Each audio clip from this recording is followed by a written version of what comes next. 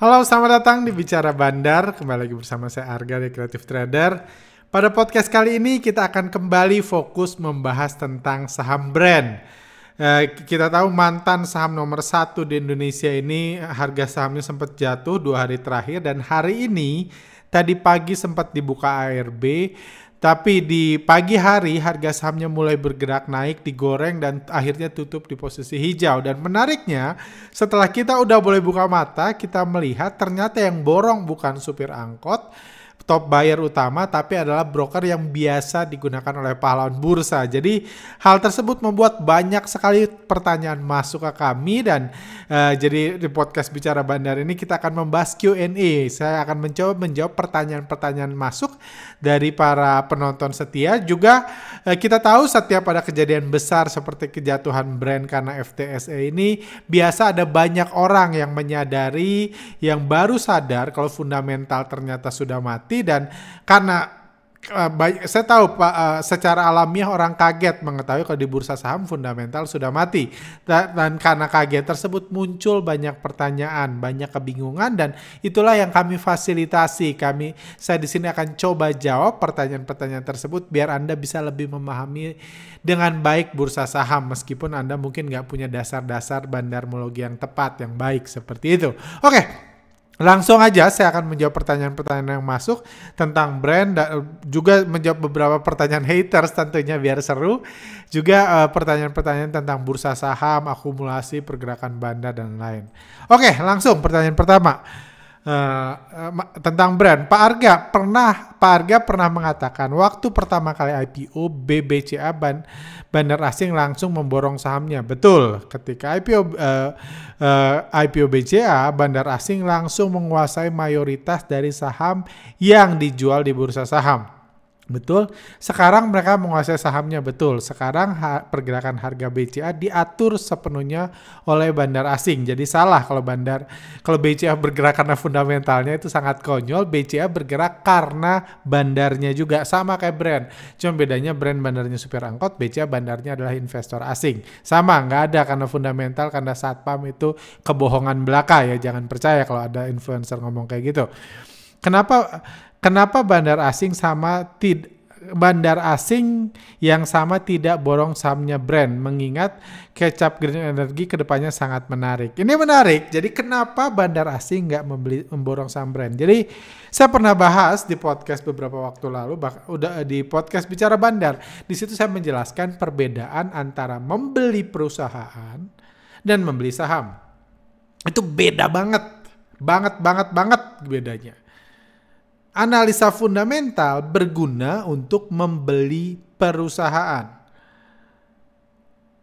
Bandar tidak membeli perusahaan. Bandar membeli saham, menggoreng saham, dan menyerap uang pahlawan bursa. Itu tugas bandar. Nggak ada urusannya sama perusahaan. Bandar nggak pengen dividen. Bandar nggak pengen ngurus direksi, nggak pengen menentukan arah perusahaan. Nggak. Bandar belinya saham. Anda pun adalah investor saham, pemegang saham. Tugas pemegang saham ya hak pemegang saham ya megang saham. Bukan menentukan dividen, bukan mengambil aset perusahaan, bukan menjadi direksi, bukan. Anda cuma megang saham. Jangan kegeeran Anda merasa pemilik perusahaan BCA gitu, pemilik bank BCA, jangan. Anda cuma boleh megang sahamnya. Sebagai pemegang, Anda boleh melepas sahamnya. Anda boleh membanting sahamnya. Cuma itu. Sebagai pemegang saham, harapan Anda adalah saham Anda digoreng bandar supaya Anda bisa melepas di harga tinggi. Oke? Itu singkatnya. Jadi, balik ke pertanyaan. Jadi waktu IPO pertama, asing itu beli perusahaan. Dia beli perusahaan BBCA. Jadi ada analisa fundamentalnya di awal ya. Di hari pertama masuk ke bursa, penentuannya, jadi dia melihat saya mau beli perusahaan Bank BCA. Let's say saya mau mengeluarkan uang 20 triliun untuk beli perusahaan namanya Bank BCA. Saya lihat fundamentalnya, saya lihat masa depannya, segala macam. Saya punya 70% dari saham yang ada di market. Itulah pembelian perusahaan BCA. Fundamental mati di situ. Bukan mati ya, selesai di situ, dikuburkan di situ. Sisanya udah goreng-gorengan asing. Kalau asing beli harga naik, asing jual harga turun, udah selesai, fundamental udah selesai IPO. Oke, sekarang pertanyaan kenapa brand gak digitukan? Ya brand mau beli apa? Asing mau beli apa waktu brand? Mau dianalisa juga bingung, kantornya aja nggak ada. Cuma paperwork doang isinya pemilik Star Energy gitu kan. Nanti diganti sama bisa aja kan diganti Star Energy sama supir angkot diganti sama perusahaan tahu bulat, boleh barter. RUPS yang punya perusahaannya mereka, ya mereka juga kan. Supir angkot juga yang punya. Jadi Star Energy itu perusahaan sendiri. Kebetulan di bawah nama brand. Cuma kalau pemilik brand memutuskan untuk membarter Star Energy dengan perusahaan tahu bulat, terus RUPS, voting yang pegang siapa? 97%-nya punya mereka kan. Diganti jadi perusahaan produsen tahu bulat, boleh banget. Itu hak pemilik perusahaan. Anda cuma megang sahamnya. Atau jadi haters doang, cuma baca laporan keuangan, itu nothing untuk perusahaan. Oke? Jadi nggak mungkin asing beli brand kalau perusahaannya nggak ada. Kayak gitu. Asing juga ngerti, nanti gue beli brand puluhan triliun, ratusan triliun, awalnya gue kira green energy, lama-lama jadi tahu bulat. Karena ini cuma paperwork. Cuma dokumen doang isinya brand itu. Kayak gitu. Oke. Terus membahas green energy itu terlihat menarik ke depan karena brand digoreng. Sama seperti mobil listrik terlihat begitu berprospek ketika Tesla digoreng. Sama seperti UPAL, uang palsu digital, terlihat jadi uang masa depan ketika UPAL digoreng. Ini cuma karena digoreng aja. Ketika dibanting nggak ada lagi nilainya. Green energy lah, dividen nggak ada, untung nggak ada, dan nggak ada. Percayalah. Heboh green energy itu mayoritas cuma di Indonesia karena perusahaan nomor 1 di Indonesia adalah perusahaan yang konon katanya punya dokumen perusahaan green energy. Kayak gitu. Kalau brand perusahaan nomor 1 di Indonesia bisnisnya adalah tahu bulat, maka dianggap narasi yang berkembang di seluruh Indonesia saat ini adalah bisnis tahu bulat lah adalah bisnis paling berprospek. Karena perusahaan nomor 1 di Indonesia adalah perusahaan yang penjual tahu bulat. Jadi mengerti ya, nggak ada hubungannya sama green energy. Kalau Anda mengerti lebih dalam tentang heboh mobil listrik, tentang konflik kepentingan, tentang transisi Eropa dan Amerika yang tadinya pro global warming, sekarang udah mulai nggak peduli global warming karena takut disusul China. Kalau Anda tahu cerita itu, green energy itu cuma kecap kecil. Yang bisa dihapus kapan aja. Balik ke bensin lagi, balik ke batu bara lagi, intinya semuanya ujung-ujungnya duit. Nggak ada tuh. Global warming itu nothing. Kalau Anda ngerti ya, cuma saya nggak bahas politik-politik seperti itu ya bukan di sini lah ranahnya. Oke, ngerti ya? Oke, lanjut. Bang Arga, indeks FTSE dan MSCI sejak dulu sudah ada. Dan bongkar pasang emiten di dalamnya sudah biasa. Kenapa brand ini special case? Sudah biasa emiten dikeluarkan dari indeks, namun untuk brand tidak jadi masuk FTSE, malah terjadi kesan panik selling sampai ARB 3 kali, ketiga sentuh ARB namun naik kembali. Ditunggu insight-nya. Karena pada intinya,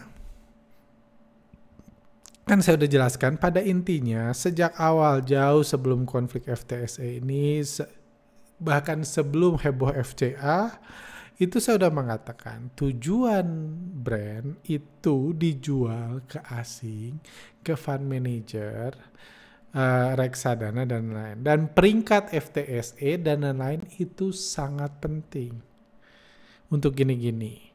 Karena kalau udah dapat cap FTSE, MSCI, apa large cap, apa perusahaan energi terbarukan terbesar, lupa kalau kantor aja nggak ada. Semua itu dilupakan. Kenapa? Karena manajer investasi yang beli udah nggak perlu membuktikan lagi punya kantor atau enggak, kan udah FTSE, kan udah MSCI. Jadi mereka merasa bertanggung jawab. Kadang-kadang kecap itu dibutuhkan untuk pertanggungjawaban. Yang goreng supir angkot nggak apa-apa, tapi saya beli at least terkesan pinter. Karena dia dibayar, karena dia terkesan pinter. Yang goreng bukan urusan dia juga, tapi dia dibayar kayak gitu. Jadi itu penting. Dan memang ada sejumlah pihak, orang-orang dekat, orang-orang itu memang yang memanfaatkan momentum itu untuk memborong saham brand sebelum masuk FTSE. Karena istilahnya masuk FTSE itu bisa awal masa panen. Sudah ditunggu lama masa panen ini. Cuma ada aja masalahnya kan ternyata. Ada aja masalahnya, itu yang membuat ketika batal, dan saya bahkan di Telegram pun saya menjelaskan ini masalah bisa rumit. Kemarin pun saya di podcast terakhir pun saya menjelaskan ini bisa rumit.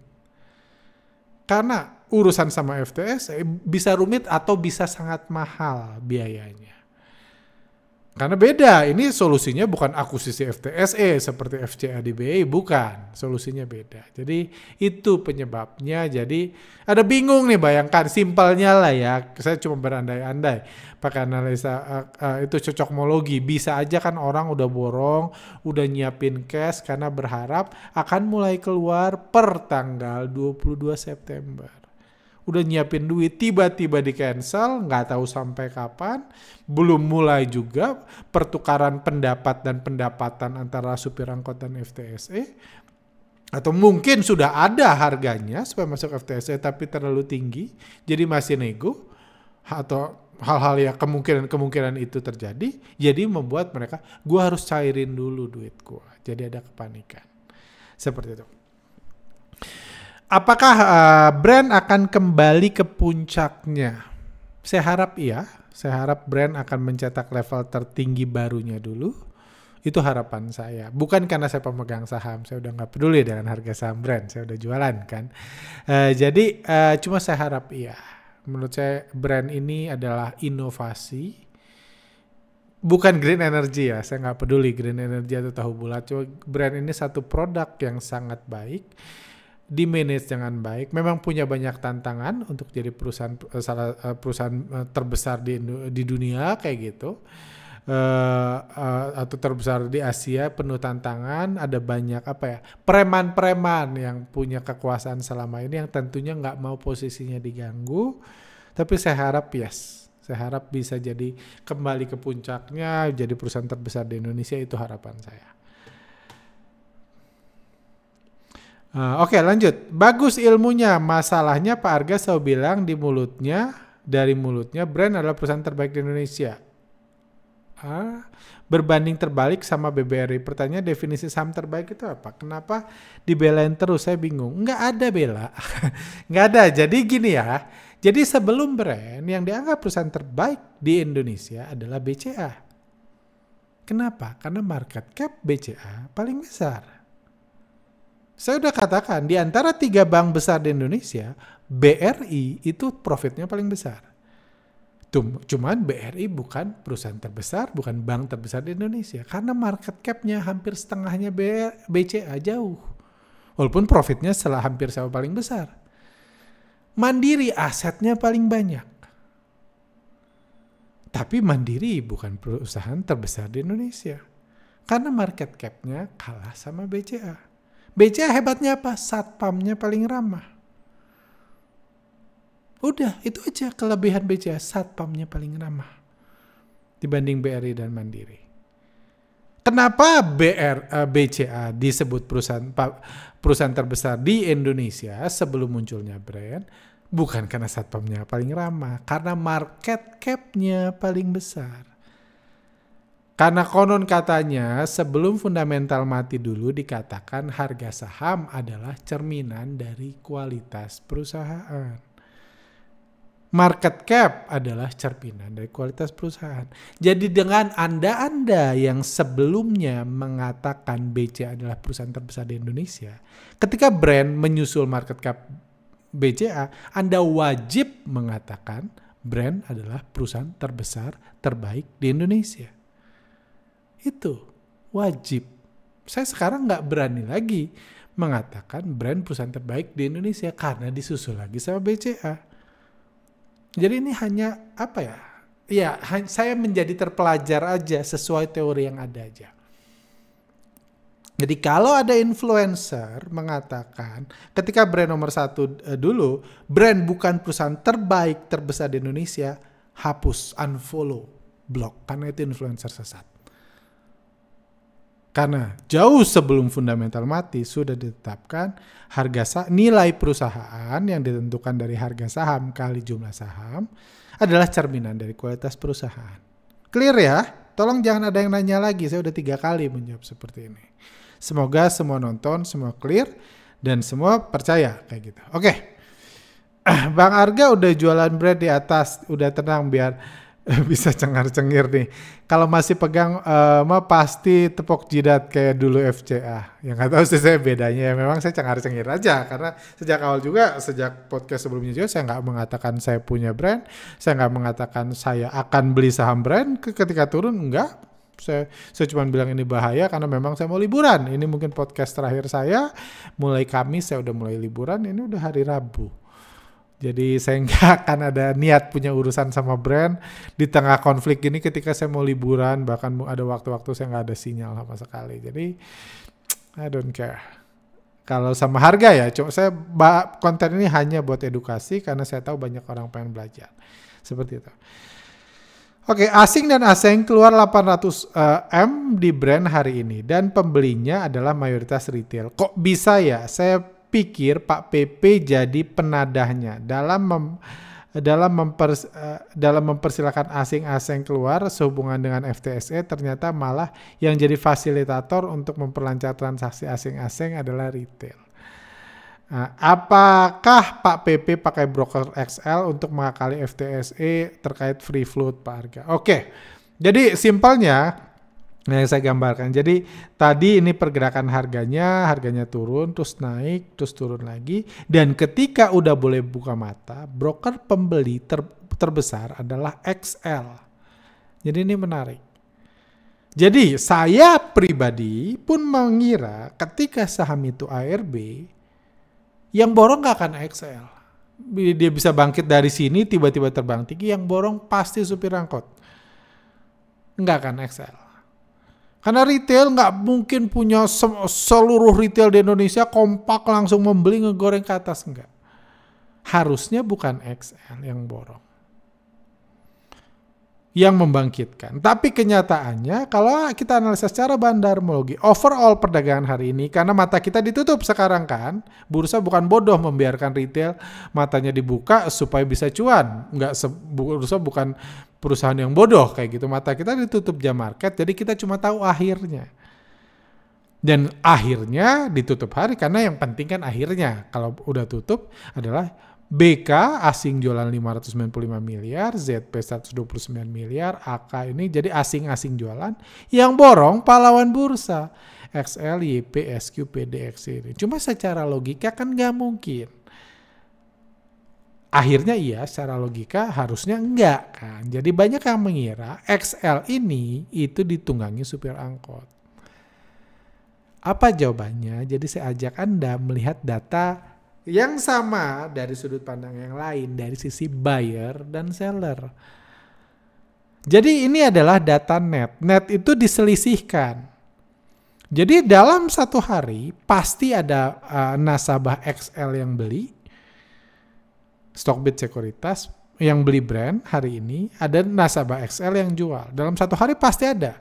Tapi net itu menyelisihkan jumlah pembelian XL dan broker nasabah XL yang beli dikurang yang jual. Hasilnya berapa? Hasilnya bedanya 160.000 positif. Artinya lebih banyak pahlawan bursa yang beli.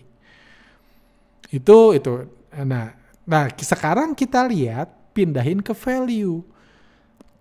Value itu artinya apa? Artinya ini yang beli dan yang jual nggak diselisihkan. Kalau kita value, ternyata top buyer brand hari ini, tanggal 24 September ini, yang paling banyak ternyata bukan lagi XL, tapi yang paling banyak adalah MG. Ternyata yang borong MG paling banyak. Yang borong, yang hari ini beli saham brand, itu MG paling besar. Kalau saya bilang, supir angkot di MG make sense gak? Iya make sense. Supir angkot pakai MG kan. Kalau pakai XL agak bertanya-tanya apakah disusupi atau enggak, tapi kalau MG make sense. Jadi ternyata yang beli MG paling banyak, beli brand hari ini paling banyak, yang borong, yang naikin harga adalah broker MG. Dan ini semakin didukung kalau kita lihat average pembelian MG. MG beli 735.000 lot dengan average 6.248. Bandingkan dengan, ini bukan CC, XL di sini. XL yang belinya 327.000, average-nya di 7.000. Hampir beda 800 perak, beda 15% hampir. XL di sini dengan MG di sini. Jadi artinya apa? Di bawah sini MG yang borong. Terus kenapa kalau di bawah sini MG borong, di akhirnya hilang? Bukan hilang, di akhirnya peringkat sini. Kenapa? Karena di atas dia jual lagi sama MG. MG di sini beli 365.000 lot. Value-nya dia jual 608.000 lot. MG yang sama. MG kayak gitu. Beli di 6.200, jualan di 6.700. Seperti itu. Dia beli 737.000 lot, jual 608.000 lot di 6.700. Jadi di yang naikin supir angkot betul. Sampai kata supir angkot betul. Makanya average MG paling rendah dari antara yang beli. Tapi dia jual lagi di atas. Jualnya siapa? Barulah jualnya ke XL. Ke pahlawan bursa. Itulah hebatnya pahlawan bursa, selalu berkorban untuk keuntungan bandar. Mereka ngomongnya membenci bandar melugi mati, tapi mereka habis-habisan untuk kepentingan bandar. Kayak gitu. XL belinya di average 7.000. Jadi kalau Anda nanya saya, apakah XL ini supir angkot? Menurut saya, at least mayoritasnya tidak. XL ini saya rasa pahlawan bursa. Pahlawan bursa punya cost 100 miliar karena saya tahu event fundamentalis yang maki-maki brand sebenarnya dalam hati mereka, kalau murah gua beli. Sebenarnya dalam hati mereka pengen, cuma kesel aja. Kayak gitu. Saya tahu gitu. Udah kebayang kok psikologis orang-orang kayak gitu. XL. Jadi kalau Anda tanya saya, apakah hari ini terjadi distribusi di saham brand? Jawabannya iya. Bandar asing yang distribusi, asing sama supir angkot ini masih sama ya, bukan asing yang berbeda. Masih sama, ini masih satu tim yang sama, masih satu komplotan yang sama. Ini bukan asing yang masuk pasca FTSE, karena FTSE-nya belum dibeli sama supir angkot, kayak gitu. Sudah terjawab ya, jelas apa itu. Apakah ada kemungkinan brand sedang didistribusi ke retail agar sesuai dengan kemauan FTSE? Kalau iya, harus berapa yang terdistribusi? Kalaupun mereka mau distribusi 5% ya, saya lupa berapa, 7% kalau nggak salah ya. Katanya free float-nya harus 70%, 7% di luar, bukan komplotan mereka. Let's say 5% dari 1.000 triliun itu kan udah 50 triliun kan. Masa mau dijual ke XL 50 triliun? Hari ini aja udah mual-mual mereka beli 110 miliar. Jadi saya percaya solusinya itu bukan jual ke retail kalau mau masuk FTSE. Solusinya adalah pertukaran pendapat, pertukaran pendapatan, nego, tatap muka, saling berbagi, saling memperhatikan, saling menunjukkan rasa hormat. Masuklah ke FTSE. Karena sebelumnya nggak masalah kok free float. 97% dimiliki 4 orang, sebelumnya nggak masalah kok. Tidak ada perubahan kepemilikan. Sebelum IPO pun udah 97% bahkan lebih dimiliki oleh 4 orang, 4 pemegang saham. Sebelumnya nggak masalah. Tiba-tiba aja masalah ya karena butuh pertukaran pendapat tadi. Kayak gitu. Jadi ini it's about, ya sudahlah ya. Sama-sama ngerti lah ya. Dan indikator ini juga tercermin, penjualan besar-besaran asing juga tercermin dalam indikator foreign flow 2.0. Saya udah berulang kali mengatakan, menganalisa brand, kalau fokus sistem foreign flow, analisa foreign and co-nya. Dan foreign and co-nya inilah yang berjasa menggoreng brand. Saya udah berulang kali membahas di podcast-podcast sebelumnya. Dan foreign and co juga yang jualan besar-besaran hari ini. Dan hari ini kalau di sistem mengatakan ini outflow terbesar dalam 3 bulan terakhir. Korban flow-nya yang mencerminkan pergerakan pahlawan bursa, beli banyak, korban flow-nya indikatornya turun, ininya beli banyak. Juga pembelian terbesar pahlawan bursa dalam beberapa bulan terakhir. Kayak gitu. Jadi di sini saya membahas, jadi jadi banyak orang yang, ya saya tahu haters nggak usah dibahas lah, karena haters kalau turun bilang saya nyangkut, kalau naik bilang saya udah cut loss di bawah, jadi saya akan selalu rugi kalau kata haters. Bebas kayak gitu namanya haters kan, kalau nggak ngejelekin saya dia hilang nggak ininya kan, citra dirinya kan, dia profit enggak, beli brand enggak, ini enggak ya dia citra dirinya itu. Cuma menurut saya yang penting di sini saya mention di Telegram kemarin, kita harus bijak dalam mengikuti supir angkot. Yes, betul, saya percaya brand, saya berharap dan percaya brand akan jadi bangkit lagi, iya. Tapi bukan berarti ketika supir angkotnya jualan, ketika pahlawan bursa sambil maki-maki borong sahamnya, ketika retail beli, bukan berarti Anda yang sudah paham bandarmologi ikut borong. Kalau ikut borong, siap-siap. Karena sama seperti BRI, kalau pahlawan bursa terus borong, harga akan terus turun. Jadi kalau Anda mau buy on weakness, pelan-pelan nyicil segala macam, karena Anda percaya, siap-siap permodalan Anda harus solid, terus average down. Atau kayak saya liburan dulu aja. Mudah-mudahan saya balik nanti brand udah berapa harganya, udah masalah FTSS sudah menemukan kesepakatan, udah ada angka yang jelas, baru saya masuk. Kalaupun saya mau masuk, yang pasti foreign and co-nya harus naik lagi nantinya kayak gitu. Jadi ini analisa bandarmologi, bukan analisa cinta buta kayak ini. Kayak analisa seberang yang cinta buta, pokoknya kalau bagus harus naik, walaupun turun harus naik. Kayak gitu enggak. Karena saya bandarmologi lagi ngomong pergerakan bandar. Bandar nggak bisa disuruh beli terus, bandar juga manusia. Pahlawan bursa aja nggak bisa disuruh beli terus, kenapa bandar harus akumulasi terus? Seperti itu. Lanjut. Pertanyaan selanjutnya, udah berapa menit? 27 menit. Pak Arga, dari kasus brand, apa bisa saya simpulkan kalau owner saham dan konglomerasi lebih powerful dibandingkan analisis lainnya? Analisis kan kertas ya, tulis-tulisan, nama-nama candlestick, ngasih nama, ngasih garis, ngasih indikator, baca pair, PBV, atau bandarmologi sekalipun adalah hanya analisa.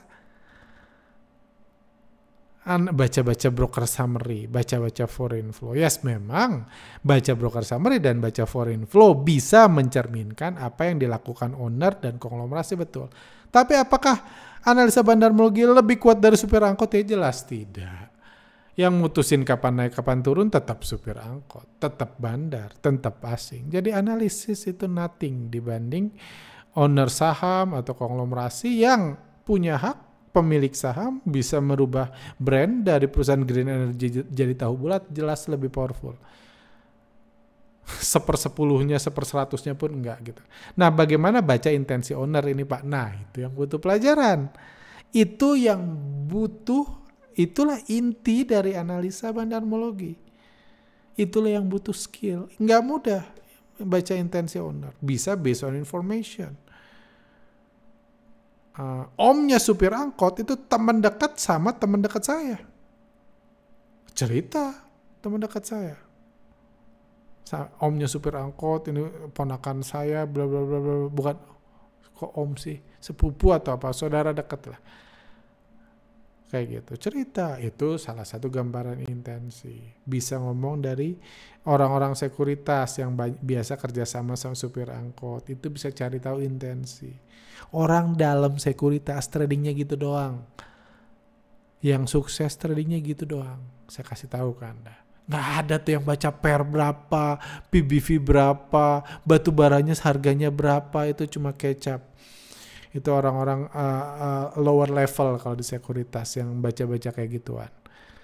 Analis juga setelah naik jabatan udah nggak kayak gitu kok, kayak gitu. Jadi itu intensi. Atau intensi paling simpel adalah kalau mereka borong. Simpel. Kalau ada indikasi bandar akumulasi, asing ngumpulin barang berarti dia punya intensi kan? Karena supir angkot nggak butuh, dia udah punya saham brand, dia nggak butuh beli lagi. Dia udah punya kendali penuh, nggak butuh beli lagi. Tapi kalau mereka beli, berarti ada intensi untuk menaikkan, karena dia beli. Kalau mereka jualan, harus mikir-mikir.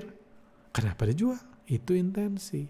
Paling mudah mengetahui intensi adalah dari pergerakan mereka. Itulah inti analisa bandarmologi. Kayak gitu. Oke, lanjut. Pak Arga mau tanya, bagaimana cara bandar menyamar, cara tahu bandar menyamar pakai broker-broker retail seperti YP atau PD gitu Pak? Karena umumnya broker-broker tersebut net sell terbanyak, kita asumsi asing lagi panic sell. Retail lagi panic sell. Ya tadi saya udah contohkan salah satu pendekatan. Hal lain juga yang kadang-kadang ini kalau beda sendiri. Kalau broker-broker retail lain beli semua, ada satu broker retail jual dalam jumlah sangat besar, itu broker retail itu nggak mungkin dia pintar sendiri. Kalau pahlawan bursa mayoritas beli gitu, tiba-tiba ada satu broker pahlawan bursa jualan 500.000 lot, itu nggak mungkin dia pintar sendiri. Pahlawan bursa levelnya sama, semangatnya sama, jadi korbannya sama. Tersebar di berbagai sekuritas yang sering kami bahas.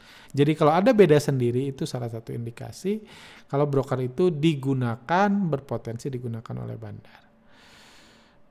Untuk saham-saham bermarket cap besar yang dibandari asing seperti 4 big banks, apakah tools analisa bandarmologi bisa tetap dipakai? Bisa, karena asing atau lokal tidak ada masalah dalam tools analisa bandarmologi. Atau menjadi tidak berguna sama sekali dan cuma bisa dianalisa pakai foreign flow? Enggak. Memang 4 big banks semuanya dibandari oleh asing, lebih mudah dianalisa pakai foreign flow. Jadi analisa foreign flow saya bisa tunjukkan grafiknya, Anda bisa mengerti. Analisa bandarmologi saya tunjukkan toolsnya, Anda nggak akan mengerti tanpa ikut workshop. Kayak gitu. Jadi analisa foreign flow lebih mudah. Jadi kalau 4 big banks yang jelas-jelas dibandari sama asing, Anda bisa pakai foreign flow lebih mudah. Tapi Anda bisa pakai tools analisa bandarmologi dan mayoritas saham-saham, selama sahamnya dibandarin, mayoritas sahamnya bisa dianalisa pakai analisa bandarmologi. Termasuk yang dibandari asing. Karena beda pendekatan. Semoga jelas. Pertanyaan saya satu, Pak Arga. Pada akhirnya korelasi fundamental terhadap naik turunnya harga saham hanya bersifat psikologi saja, apa betul seperti itu? Mungkin bukan psikologis, bersifat kecapmologi ya. Jadi kalau psikologis itu, jadi jadi contohnya ya, ketika saham BRI bergerak naik, dibilang karena kinerja BRI baik, labanya meningkat, penyebarannya ke UMKM semakin besar, itu ketika BBRI digoreng naik. Tapi BBRI nggak akan selalu digoreng naik sama asing. Ketika asing profit taking, BBRI harganya turun. Ketika BBRI harganya turun, apakah profitnya BBRI nggak meningkat? Tetap meningkat. Apakah UMKM-nya tidak menyebar? Tetap menyebar. Apakah kinerja BBRI nggak jadi baik? Tetap baik. Kayak gitu. Tapi harganya turun karena bandarnya nurunin, bandarnya jualan. Itu sebabnya analisa bandar, sebenarnya fundamental itu lebih cocok disebut kecapmologi. Kenapa? Karena ujungnya ketika turun cari berita lain. Dibilang kekhawatiran akan pemilu Amerika Serikat, kenaikan suku bunga The Fed, nilai tukar rupiah, gonjang-ganjing politik di dalam negeri, dan luar angkasa. Seperti itu. Jadi dipilih aja. Karena setiap hari pasti ada berita buruk, pasti ada berita baik. Dalam satu emiten ya tinggal dipilih. Kalau bandarnya lagi naikin, pakai berita positif, bandarnya lagi nurunin, pakai berita negatif kayak gitu. Karena yang mutusin naik turun tetap bandar, bukan fundamental. Dengan kata lain, fundamental ya dilaporkan untuk membentuk apresiasi rasa aman para investor. Betul. Jadi kalau naik kan biar retail mau beli harus dikasih berita bagus. Ya jadi yes untuk Jadi fundamental itu kecapmologi, betul. Tapi memang ada gunanya kecap itu dikatakan untuk memberikan rasa aman, rasa yakin, atau mendrive investor retail dan pahlawan bursa melakukan hal-hal yang diinginkan bandar. Itu juga bisa. Seperti itu ya, saya rasa sudah terjawab. Pak, pahlawan bursa bukan berarti retail. Itu bukan berarti retail kan. Perusahaan-perusahaan big fund pun banyak yang cut loss kalau kita lihat di brand. Saya nggak melihat ada. Saya bukan bilang nggak ada ya, cuman saya nggak tahu, nggak punya cukup informasi untuk mengatakan perusahaan big fund banyak yang cut loss di brand. Saya nggak punya cukup informasi itu. Kalau Anda punya ya good for you gitu. Cuma saya sih nggak bisa mengkonfirmasi itu benar. Pahlawan bursa bukan hanya retail, bukan. Tapi pahlawan bursa itu mereka-mereka. Umumnya retail, kalau secara persentase 99%-nya retail. Kalau secara persentase SID ya.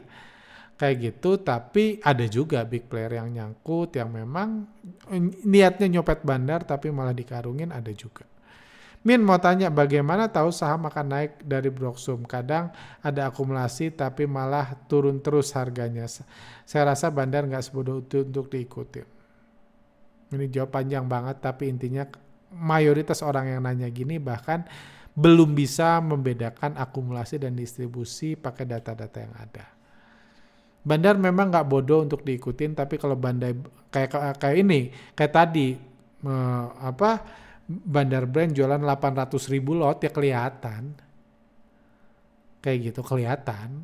Dia bukan orang bodoh tapi kelihatan dia jualan kan. Kayak gitu. Dibeli sama pahlawan bursa kan kelihatan. Karena mereka raksasa, mereka yang matur harga, mereka akan kelihatan. Bukan urusan bodoh atau tidak. Kalau nggak mau kelihatan ya jualnya 8.000 lot. Ya cuma kan nggak guna. Kerasa pintar tapi jualnya 8.000 lot kan nggak guna. Yang butuh dijual 800.000 lot jadi kelihatan. Seperti itu. Cuma mayoritas yang mengatakan kayak gini, akumulasi harga terus turun dan lain-lain, umumnya bahkan belum terlalu bisa menganalisa pergerakan akumulasi atau distribusi dari data yang ada. Oke, hari ini transaksi brand tembus 2,5T dan saya amati pergerakan saham lain jinak semua saat brand aktif jungkir balik. Korelasinya gimana? Ya, ada perjanjian khusus antara para pengatur untuk bikin jadwal manggung. Jawabannya iya, cuma kalau saya jelaskan panjang banget. Saya pernah ada 1-2 bulan bahas tentang jadwal manggung. Cuma itu 2-3 tahun yang lalu ada podcast bicara bandar. Cuma panjang banget. Jawabannya iya, jadwal manggung itu diatur dengan baik. Ada persetujuan, jadi setiap saham punya jadwal manggung. Tujuannya ya, kalau semua artis manggung siapa yang nonton kan? Repot, jadi harus ada jadwal manggung. Jawabannya iya. FA brand sudah dibahas Bang Arga. Mungkin sudut pandangnya yang berbeda. Harus kita tahu harga itu bergerak, tentunya ada supply, ada demand. Kalau tidak ada FA, bagaimana outlook brand ke depan? Intinya kalau murah, mahal, atau beli jual, kita sendiri yang putuskan. Bijaksanalah ketika waktu membeli saham karena mempertaruhkan uang kita sendiri. Betul.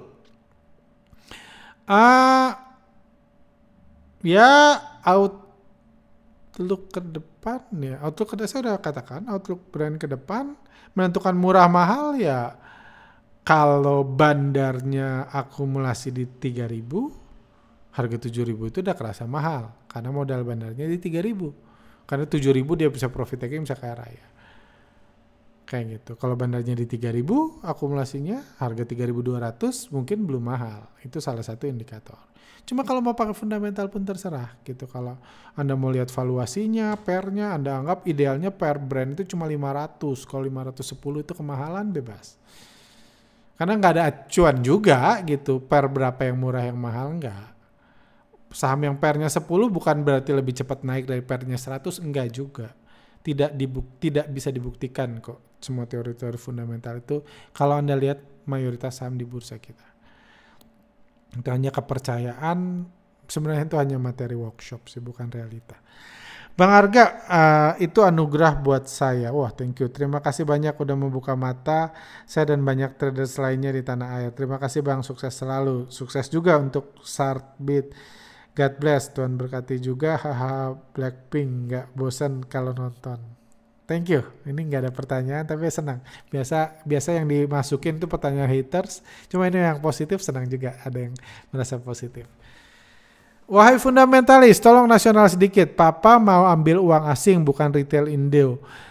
Kalian hina-hina otak kalian di mana? Ini baru pahlawan Indonesia. Ambil duit asing bukan bodoh-bodohin dijinakin asing. Ya saya setuju bahwa bahkan itu pembahasan saya hari ini di Instagram, harusnya kita appreciate. Ada orang-orang seperti supir angkot yang membuat perusahaan ini yang tujuannya dijual di luar negeri, tujuannya memancing investor asing masuk, menjadikan IHSG semakin kokoh, harusnya kita appreciate. Dan Anda akan bisa appreciate kalau Anda sudah bisa legowo, nerima, selesai masa berkabungnya kalau fundamental sudah lama mati. Kalau Anda ngotot ini, Anda kesal terus. Nggak ada gunanya Anda kesal sama brand. Bahkan brand hancur pun nggak ada gunanya buat Anda kan. Anda nggak jadi untung juga. Fundamental nggak jadi hidup kok kalau brand hancur. Sama aja. Kayak gitu. Apakah setelah mimpi Papa PP menjadi orang terkaya di Indonesia tercapai, sekarang punya mimpi untuk menjadi orang terkaya di dunia? Beliau bisa punya mimpi, cuma saya nggak yakin itu terjadi karena untuk jadi orang terkaya dunia ada banyak bandar-bandar, ada banyak kepentingan-kepentingan, ada banyak pendapat yang harus dirubah. Ada banyak fee, biaya, ada banyak institusi asing yang harus diconvince, yang tentunya akan lebih pro dan orang-orang terkaya di dunia sekarang. Saya harap beliau jadi orang terkaya Asia, yes, tapi untuk dunia saya akan ada jegalan-jegalan lain sih, saya optimis kalau untuk jadi orang terkaya di dunia kayak gitu. Bukan karena brand gak ada untungnya, kayak ini Tesla juga gak ada untungnya kan, bukan itu kok intinya. BCA kapan ya ARB berjilid-jilid jadi seperti brand, masih menunggu? Ya doakan aja kalau pengen menunggu itu. BCA kalau dikeluarin MSCI, dikeluarin FTSE juga bisa ARB berjilid-jilid kok. Cuma masalahnya nggak akan dikeluarin karena BCA dimiliki oleh bandar asing. Ya kan sama yang punya. Masa mereka menjatuhkan saham sendiri?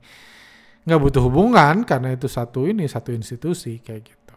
Cuma kalau mau Anda berharap seperti itu, doakan aja. Kayak gitu. Daripada mendoakan brand kan. Toh brand jatuh pun Anda nunggu di 150 kan. Ngapain juga gitu, capek-capek Anda mengharap brand hancur sampai pernya 10, nggak guna. Mending Anda berharap BCA ARB berjilid-jilid. Jadi kalau turun Anda bisa beli kan.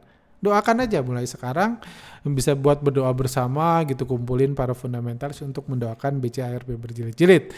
Semoga dipenuhi doanya. Fundamental itu nggak mati, bro, buktinya tuh saham BCA dan BNG sebagai contoh naik terus ngikutin kinerjanya, nggak ada urusan sama kinerja. BCA akan naik kalau asingnya masuk. Anda lihat aja data pergerakan asing di BCA beberapa minggu terakhir. Kenapa BCA naik? Karena asing masuk. Kalau asing keluar dia turun lagi. Nggak ada urusan sama kinerja. Tapi tak bisa dipungkiri ada juga saham-saham memang yang nggak punya fundamental tapi seenaknya karena pengaruh bandar. Semua saham bergerak itu karena pengaruh bandar. Nggak ada karena pengaruh kinerja ya. Semoga jelas. Kok enak jadi almarhum fundamental, hati tenang, jauh dari ARB berjilid-jilid, nggak kebayang 2 hari turun 40%, nanti saya serok brand di 150. Ya silakan, saya happy kalau Anda happy, saya bukan orang yang kesal ketika orang lain tenang, ya nggak apa-apa. Saya banyak belajar dari konten Pak Arga, ada beberapa bandar moge lainnya, terima kasih.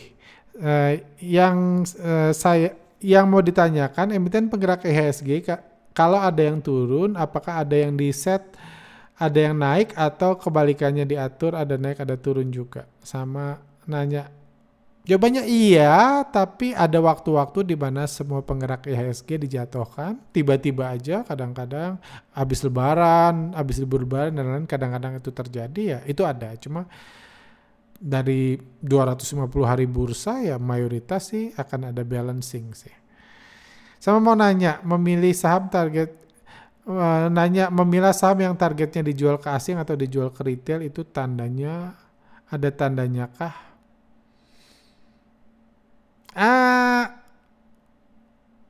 Ini luas banget pertanyaannya, saya nggak bisa jawab, bingung. Lanjut, ini udah 44 menit, saya 1-2 pertanyaan lagi. Justru banyak retail yang untung jumbo di saham-sahamnya Pak Prayogo termasuk saya. Anda ngiri? Saya nggak tahu yang dimaksud ngiri siapa, saya sih happy kalau Anda profit, kalau saya ngiri. Bicara fakta aja deh, kalau rugi terus mana mungkin banyak orang yang ngefans. Terus terang orang-orang banyak yang kapok trading di saham-saham Pak Haritanu. Setuju. Saya yakin at least 80%, ya saya nggak punya datanya, sekuritas harus buka datanya untuk saya bisa buktikan asumsi saya. Cuma saya cukup yakin at least 80% orang yang trading di saham saham supir angkot at least 1 tahun terakhir itu untung. Trading itu lagi ngomong udah beli jual lagi ya. Saya yakin 80%-nya itu untung. Kayak gitu. Saya yakin. Jadi saham supir angkot adalah dari sudut pandang itu juga bisa disebut saham terbaik di bursa. Saya nggak yakin 1 tahun terakhir persentase yang trading di BRI untung lebih besar daripada yang trading di Brand, di Cuan, di BRPT, di Tepia. Kayak gitu. Jadi banyak yang untung, hanya haters nggak ngerti aja yang mengatakan banyak orang dirugikan sama Brand. Dirugikan itu sama FCA, dirugikan itu sama FTSE. Kalau nggak ada itu Brand terus naik, siapa yang dirugikan? Seperti itu. Brand coba pemasukan yang bersifat interest bearingnya dibersihin gitu bang, biar retail syariah bisa bantu memenuhi batas free floatnya WK. Ya bebas sih, bahkan saya pernah menyarankan Brand jadi bank syariah terbesar di Indonesia aja. Dia cukup buat bank syariah digital, udah jadi bank nasabahnya 10-20 orang atau pegawai BRPT suruh jadi nasabah itu, jadi bank syariah terbesar di Indonesia sekaligus bank terbesar di Indonesia.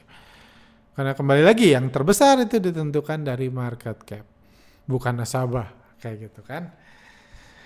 Itu juga itu good idea sih menurut saya. Saya pernah mengatakan malah menyarankan Brand jadi bank syariah. Nggak masalah kan, mendingan jadi bank syariah kan daripada jualan tahu bulat. Pak Arga, apakah ada dalam kasus tertentu pergerakan asing pada emiten yang di bandara lokal dapat mengganggu, memberatkan bandar lokal dalam menggoreng harga? Begitu pula sebaiknya, terima kasih. Kalau ngomong dalam kasus tertentu, 1-2 kasus setahun bisa aja terjadi. Cuma most of the time bandar lokal dan bandar asing tidak saling mengganggu. Kejadian unik ya kayak di FTSE ini, bandar lokal diganggu sama bandar asing pembuat kebijakan. Terakhir mungkin, terima kasih udah kesempatan bertanya lagi. Mau tanya kira-kira gimana cara kita mengetahui kalau bandar sedang mempermainkan psikologis kita versus dia beneran jualan. Seringkali saya kena tipu bandar, pura-pura distribusi lalu out, kemudian resiko besoknya malah naik dan sebaliknya. Ini sangat teknis, ini materi workshop. Butuh banyak data di workshop untuk saya menjawab ini, dan saya nggak punya tools itu untuk menjawab itu. Cuma lihat dari size-nya dan seberapa konsistennya dia jualan.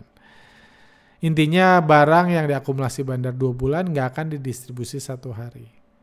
Dan nggak harus juga dia langsung distribusi semuanya dalam 3 bulan. Nggak. Kadang-kadang dia jual sebagian, diakumulasi lagi, itu biasa. Cuman untuk tahu kapan kita keluar, kapan kita tunggu aja, mungkin dia cuma jualan dikit, biasa saya dari size mereka jualannya. Oke, sampai sini aja. Semoga bermanfaat. Senang ada banyak pertanyaan berkualitas. Semoga Anda bisa banyak belajar dari podcast ini. Bagi yang mau beli Brand, mau nekat menyangkut Brand, saya doakan yang terbaik buat Anda. Bagi yang mau berharap BBCA berjilid-jilid, saya doakan juga yang terbaik buat Anda. Mungkin saya pamit dulu, saya mungkin akan seminggu ke depan, saya akan liburan mulai hari Kamis, saya akan pergi, jadi nggak akan ada podcast, harusnya apapun yang terjadi di Brand itu bukan urusan saya lagi, cuma saya doakan yang terbaik buat semua. Oke, sampai sini aja, see you next time.